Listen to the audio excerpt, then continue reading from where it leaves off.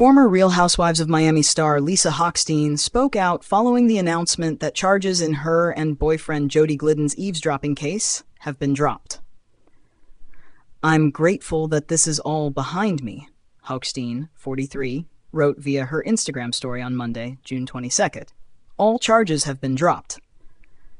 The Bravo star went on, "The charges never should have been there in the first place, and I'm finally free of this burden that has affected my family, and I tremendously." Hochstein also shared news coverage of the dismissal, along with the caption, "Justice." Hochstein and Glidden were arrested in April in connection to criminal charges related to her ex-husband, Leonard "Lenny" Hochstein. The pair were accused in court documents of unlawfully and intentionally attempting to secretly record oral statements by Lisa's ex-husband, Leonard "Lenny" Hochstein, and those Lenny spoke with, between March 12th and March 31st, 2023. Lisa and Glidden's spokesperson told Us Weekly at the time of their arrest, "This matter is part of a contentious divorce proceeding and does not belong in criminal court." Us obtained court documents confirming that the criminal case against Hochstein and Glidden, 52, was officially closed on Monday after they completed a pretrial diversion program. Hochstein reportedly completed the program on Thursday, June 18th, while Glidden finished it on Tuesday, June 16th. "We are pleased the charges against Lisa Hochstein and Jody Glidden have been dismissed, and they can move forward with their lives," their attorneys told People on Monday.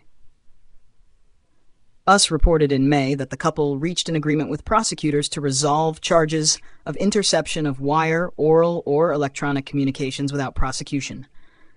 Their attorneys confirmed to Us at the time that all charges against the duo would be dismissed in mid-June without any admission of guilt or conviction. Court documents indicated that the ROM stars took advantage of the program as an alternative to prosecution offered by the Miami-Dade County State Attorney's Office, according to NBC News Miami.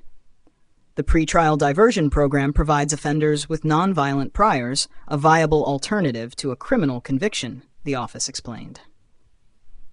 The program serves criminal defendants by allowing them to make significant changes in their lives so they can avoid further involvement with the criminal justice system.